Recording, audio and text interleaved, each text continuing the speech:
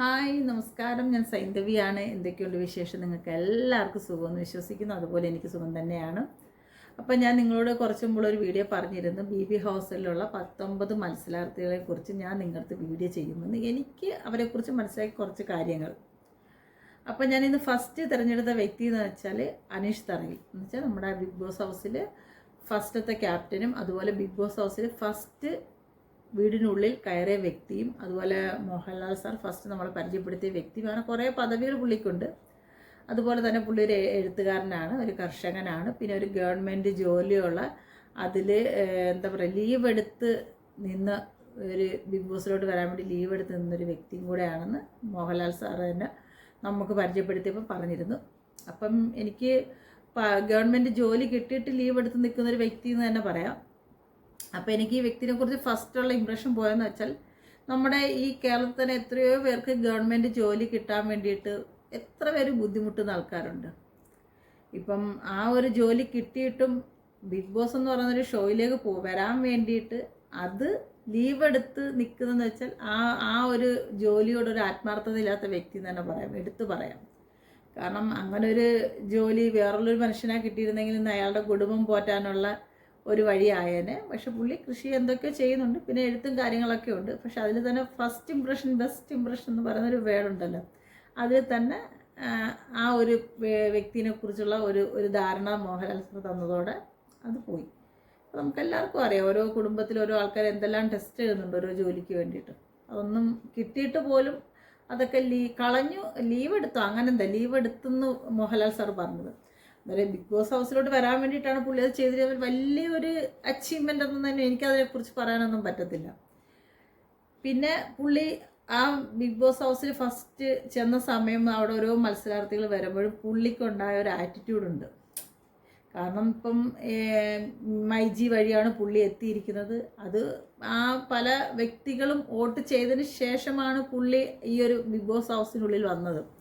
അന്നേരം ആ പുള്ളി അവിടെ വരുമ്പം പുള്ളിക്കൊരു ഉത്തരവാദിത്ത ബോധവും കാര്യങ്ങളും ഈ വോട്ട് ചെയ്ത വ്യക്തികളോടുണ്ട്. ഞാൻ പുള്ളിക്ക് വോട്ട് ചെയ്തിട്ടില്ല. അന്നേരം വോട്ട് ചെയ്ത വ്യക്തികളോട് പുള്ളിക്കൊരു ഉത്തരവാദിത്ത ബോധമുണ്ട്. അതിനകത്ത് എങ്ങനെ നിൽക്കണം, അതെങ്ങനെ ഗെയിം കളിക്കണം, എങ്ങനെ മനുഷ്യരോട് പെരുമാറണം എന്നൊക്കെ ഓരോ രീതികളുണ്ട്. അപ്പം ഇതിനെല്ലാം എതിരെയാണ് പുള്ളി അവിടെ നിൽക്കുന്നത് തന്നെ എന്ന് എടുത്തു പറയാം.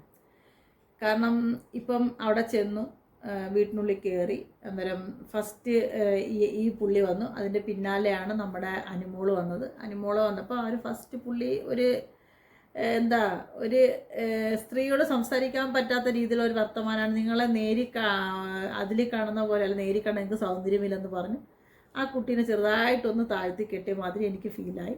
എനിവേ അത് ചിലപ്പം ചെന്ന സമയം തന്നെ ഗെയിം കളിക്കാന്ന് വെച്ചാൽ അവിടെ ഒന്നുമില്ല. അത് എല്ലാവരും പരിചയപ്പെടേണ്ട ഒരു 2-3 മണിക്കൂർ വെച്ച് അവിടെ എല്ലാവരും വന്ന് എല്ലാവരും തമ്മിൽ പരിചയപ്പെടുകയും എല്ലാ സ്ഥലങ്ങളും എല്ലാം അറിയേണ്ട ഒരു ഫ്രണ്ട്ഷിപ്പ്. ആദ്യം BB ഹൗസിൽ ആര് ചെന്നാലും എല്ലാവരും ചെയ്യുന്ന മെത്തേഡ് തന്നെയാണ്. പക്ഷേ ഇത് പുള്ളി ചെന്ന ഉടനെ ഓരോരുത്തർ വരാൻ പുള്ളി ആ ഒരു രീതിയിൽ, ഒരു ഉടക്ക് രീതിയിൽ, നമുക്ക് ആർക്കും ഇഷ്ടപ്പെടാത്ത രീതിയിലാണ് പുള്ളിയുടെ പെരുമാറവും സംസാരവും എല്ലാം നമ്മളെല്ലാവരും കണ്ടതാണ്, ആ ഷോയിൽ കണ്ടതാണ്. പിന്നെ അത് കഴിഞ്ഞ് അവിടുത്തെ ക്യാപ്റ്റനായപ്പം ഇപ്പം നമ്മൾക്കിപ്പോൾ നമ്മൾ സ്കൂളിൽ ചെന്നാലും നമ്മൾ സ്കൂളിൽ പഠിക്കുന്ന സമയത്ത് നമുക്കൊരു ലീഡറുണ്ട്, ക്ലാസ് ലീഡർ എന്ന് പറയും.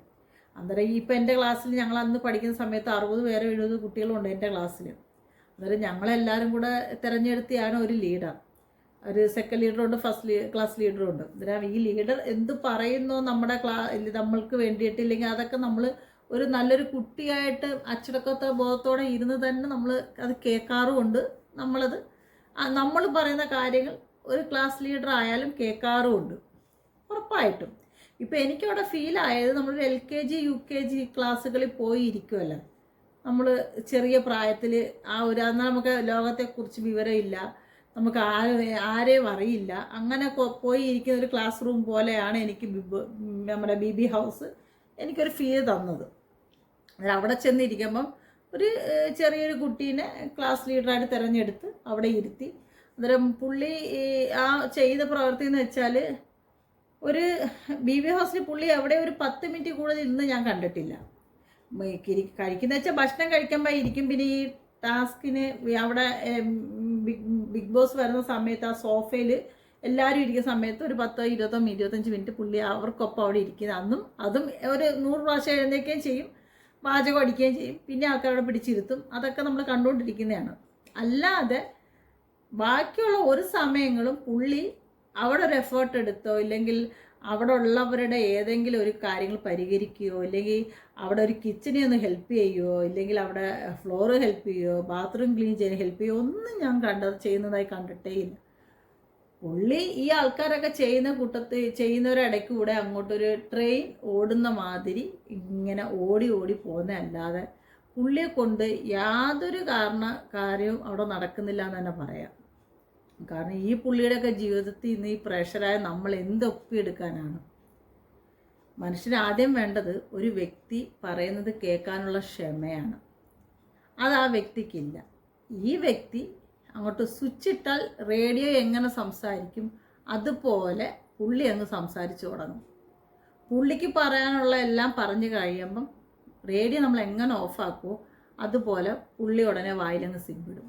പിന്നെ ഒരു നടത്തയാണ്, തെക്കോട്ടും വടക്കോട്ടും പിന്നെ ഒരു നടത്തയാണ് നമ്മൾ കാണുന്നത്. ഈ അവിടെയുള്ള എല്ലാ മത്സരാർത്ഥികളും ഈ പുള്ളിയുടെ പിന്നാലെ ഇങ്ങനെ നടന്നു വരുമോരോന്ന് പറയാൻ. പുള്ളി അതൊന്നും കേൾക്കില്ല.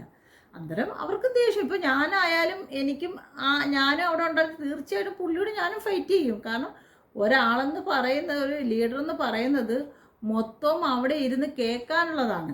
ആ ഒരു ക്ഷമ പോലെ ഈ വ്യക്തിക്കില്ല. അന്നേരം തീർച്ചയായിട്ടും പുള്ളി ഒരു പദവി കൊടുക്കുമ്പോൾ പുള്ളിക്ക് കുറേ ഉത്തരവാദിത്ത ബോധങ്ങളൊക്കെ അവിടെ ഉണ്ട്. അതൊന്നും മനസ്സിലാക്കത്തില്ല. പുള്ളി ചുമ്മാതെ എല്ലാം മറ്റേ സ്വിച്ചിട്ട റേഡിയോ പോലെ ഇങ്ങനെ ഇരുന്ന് സംസാരിക്കുന്നതല്ലാതെ പുള്ളിയെ കൊണ്ട് പ്രത്യേകിച്ച് അവിടെ ഒരു ഗുണമുള്ളതായി തോന്നിയില്ല.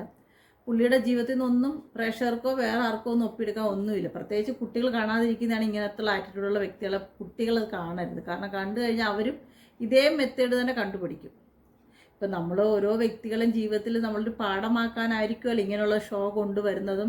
ഇങ്ങനെ കുട്ടികൾ ചീത്തയാവാനോ അല്ലെങ്കിൽ വേറുള്ളവർ ഇത് കണ്ടുപഠിക്കാനോ വേണ്ടിയിട്ടല്ലല്ലോ. ഒരാളുടെ ജീവിതത്തിൽ നിന്ന് എന്തെങ്കിലും ഒരു 10 ആൾക്കാർക്ക് തിരിച്ചറിവുണ്ടാവാൻ വേണ്ടിയിട്ട് എന്തെങ്കിലും ഒന്ന് ഒപ്പിയെടുക്കാൻ പറ്റുമെങ്കിൽ അതിന് വേണ്ടിയിട്ടാണ് ഇങ്ങനെയുള്ള ചാനലുകൾ ഇങ്ങനെയുള്ള പ്രോഗ്രാം വെക്കുന്നത്. പക്ഷേ ഇങ്ങനെയുള്ള വ്യക്തികൾ അത് വെറും വേസ്റ്റായിട്ട് തന്നെയെന്ന് പറയാം. കാരണം പുള്ളി ഭക്ഷണം കഴിക്കുന്നിടത്ത് പോലും ഒരു മാന്യത കീപ്പ് ചെയ്യുന്നതായിട്ട് എനിക്ക് ഫീൽ ചെയ്തിട്ടില്ല.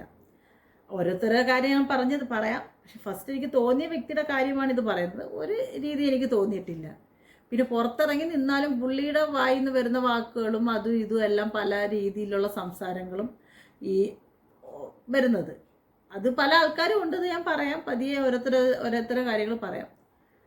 അന്നേരം ഞാൻ ആലോചിക്കുന്ന ഒന്ന് മാത്രമേ ഉള്ളൂ, ഇങ്ങനൊരു വ്യക്തിനെ ഇങ്ങനൊരു ബിഗ് ബോസ് ഹൗസിൽ കൊണ്ടുവന്നിട്ട് എന്ത് നേടാനായിരുന്നു? ഇല്ലെങ്കിൽ ഇവരുടെ ജീവിതത്തിൽ നിന്നൊക്കെ ഇനി വരും തലമുറകൾ എന്ത് കണ്ടുപഠിക്കാനായിരുന്നു എന്നാണ് എനിക്ക് ബിഗ് ബോസിനോട് ചോദിക്കാനുള്ളത്. കാരണം ഇവർ കുറച്ച് ബുക്ക് എഴുതിയെന്ന് വെച്ചോ കുറച്ച് കൃഷി ചെയ്തെന്ന് വെച്ചോ ഇല്ലെങ്കിൽ ഒരു ഗവൺമെൻറ് ജോലി ഇന്ന് ലീവ് എടുത്ത് ബിഗ് ബോസിലോട്ട് കയറാൻ പറ്റും അതൊന്നും ഒരു വലിയ വഴിമാർഗ്ഗമാണെന്നോ ഇല്ലെങ്കിൽ ഇവരൊക്കെ ജീവിതത്തിൽ വലിയ ആൾക്കാരെന്ന് പറയാൻ ഇതൊന്നും വലിയ അച്ചീവ്മെൻ്റ് ആയിട്ട് എനിക്ക് തോന്നിയില്ല. കാരണം പുള്ളി സാധാരണക്കാരിൽ അതിലും പിന്നെ ആൾക്കാർ കുറച്ച് വിലയും നിലയുണ്ട്. അതുപോലും ഇല്ലാത്ത ഒരു രീതിയിലാണ് BB ഹൗസിനുള്ളിൽ പുള്ളി പെരുമാറിക്കൊണ്ടിരുന്നതും കാണിച്ചുകൊണ്ടിരിക്കുന്ന കാര്യങ്ങൾ. അത് ഇവർക്കൊക്കെ എത്രത്തോളം വോട്ട് വരുമെന്നൊന്നും എനിക്കറിയില്ല. ഇനിവേ ആര് ചെയ്താലും അതൊരു ലക്കെന്ന് തന്നെ പറയാൻ പറ്റത്തുള്ളൂ. കാരണം പുള്ളി എവിടെ സിമ്പതി മേടിക്കാൻ പുള്ളി ചെന്ന് ഇട്ട് കൊടുത്തിട്ട് വേറെയുള്ള ആൾക്കാരെ ഇന്ന് സിമ്പതി മേടിക്കാന്നുള്ള രീതിയിൽ സിബിട്ടങ്ങിരിക്കും. ഇപ്പം നമ്മളെ ആയാലും ഒരാൾ വന്ന് ചൊറിഞ്ഞാൽ നമ്മൾ പറയുന്ന കാര്യം ഒരാൾ കേൾക്കാൻ തയ്യാറായില്ലെങ്കിൽ നമുക്കായാലും പ്രഷർ കൂടും. ഇപ്പം എനിക്കായാലും കൂടും. ഇപ്പം ഞാൻ പറയുന്ന കാര്യം എൻ്റെ വീട്ടിൽ എൻ്റെ മോനൂസോ ഇല്ലെങ്കിൽ വേറെ ആൾക്കാർ ആരെങ്കിലും കേട്ടില്ല എന്നുണ്ടെങ്കിൽ എനിക്കും പ്രഷർ കൂടും. അന്നേരം ആ ഒരു രീതി സംസാരിക്കുന്നതൊക്കെ ഉള്ള ആ BB ഹൗസിലെ മിക്ക മത്സരാർത്ഥികളും സംസാരിച്ചിരിക്കുന്നത്. അതിൽ അവരെ തെറ്റ് പറയാൻ നമുക്ക് പറ്റില്ല. കാരണം അവർ പറയുന്നതും അവരെന്താ പറയുന്നത് കേൾക്കാനാണ് ഒരു ലീഡർ. അതുപോലും മനസ്സിലാക്കാതെ ഇല്ലെങ്കിൽ ക്യാപ്റ്റൻ എന്താണെന്ന് പോലും അതിൻ്റെ അർത്ഥം പോലും മനസ്സിലാക്കാത്ത രീതിയിലാണ് പുള്ളി പെരുമാറുന്നത്. പുള്ളിയുടെ വിചാരം ഈ ക്യാപ്റ്റൻ എന്ന് പറയുന്നത് ബിഗ് ബോസ് ഹൗസിൻ്റെ രാജാവായിട്ട് ഇങ്ങനെ ഇരിക്കാൻ വേണ്ടി മാത്രമുള്ളതാണ്. ബാക്കിയുള്ളവരെല്ലാം പ്രജകൾ അവരെ പണ്ടത്തെ കാലങ്ങളിൽ ചെയ്യുന്ന മാതിരി ഇവർ പറയുന്നൊന്നും കേൾക്കണ്ട, രാജാവിന് എന്ത് തോന്നുന്നു അത് മാത്രം ചെയ്താൽ മതി എന്നുള്ള രീതിയിൽ ഇരിക്കുന്ന രീതിയിലൊരു ഫീലാണ് എനിക്ക് പുള്ളി നിന്നും മനസ്സിലാക്കാൻ കഴിഞ്ഞത്. അപ്പം അനീഷ് തറയിൽ ഒരിക്കലും ബിഗ് ബോസ് ഹൗസിൽ അല്ലെങ്കിൽ BB ഹൗസിനുള്ളിൽ എത്താൻ ഒരു യോഗ്യനായൊരു വ്യക്തിയല്ല എന്ന് തന്നെ ഉറപ്പിച്ച് ഞാൻ പറയാം. തീർച്ചയായിട്ടും പുള്ളിയുടെ നാടിനെ കുറിച്ചൊക്കെ പുകഴ്ത്തി പറയുന്നുണ്ട്. പക്ഷെ പുകഴ്ത്തിന് മാത്രം പോരാ, ആ നാടിൻ്റെ രീതിയും ആ ഒരു സംസ്കാരവും കൂടെ പുള്ളി കാത്തു സൂക്ഷിക്കണമായിരുന്നു.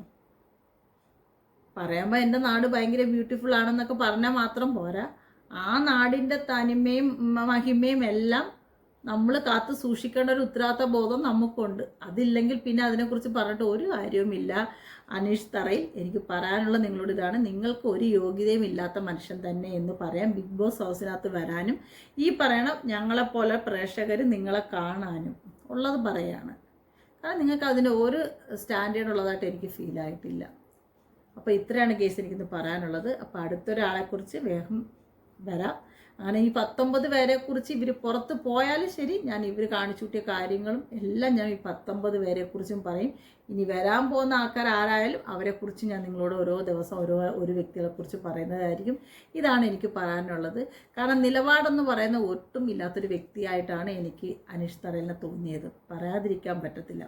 കാരണം ഇനിയെങ്കിലും നിങ്ങളുടെ ജീവിതം ഒരു വഴിക്കൊരു മുന്നോട്ട് പോകണമെങ്കിൽ നിങ്ങൾ കൂടെ നിൽക്കുന്ന വ്യക്തികൾ എന്തു പറയുന്നോ അതും കൂടെ ഒന്ന് കേൾക്കാൻ ഒരു മനസ്സ് കാണിച്ചാൽ നിങ്ങളുടെ ജീവിതം സ്മൂത്തായിട്ട് പോകും.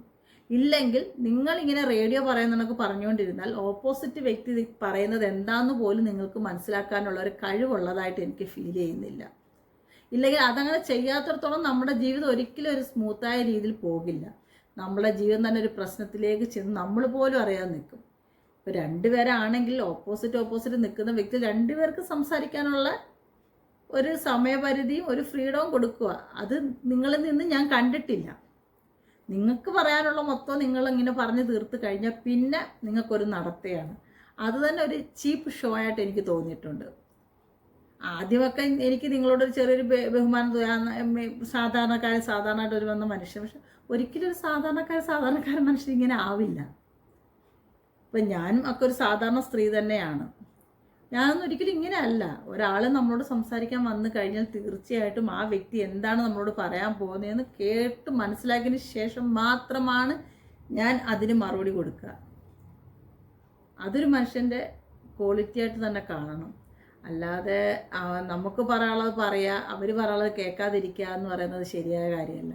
എന്നിട്ട് പറയാം എനിക്ക് സ്ത്രീകളോട് ബഹുമാനമാണെന്ന്. ഒരിക്കലുമല്ല. എത്ര സ്ത്രീകളാണ് നിങ്ങളുടെ പിന്നാലെ ഇങ്ങനെ നടന്ന് സംസാരിച്ചുകൊണ്ട് നിങ്ങൾ ആ ബഹുമാനം കൊടുത്തെങ്കിൽ അവരുടെ ആരെങ്കിലും ഒരു വാക്ക് നിങ്ങൾ ചെവി കൊണ്ട് കേൾക്കില്ലേ? നിങ്ങൾ ചുമ്മാതെ ഓരോ പ്രശ്നങ്ങൾ കുത്തിപ്പൊക്കി ഉണ്ടാക്കി അവരങ്ങനെയാണ് ഇവരിങ്ങനെയാണെന്നൊക്കെ പറയുമ്പോൾ ആദ്യം നിങ്ങളെന്താണെന്ന് നിങ്ങൾ സ്വയം ഒന്ന് കണ്ണാടി പോയി നോക്കി സംസാരിക്കുക. അപ്പം നിങ്ങൾക്ക് മനസ്സിലാവും നിങ്ങളെന്താണെന്ന്.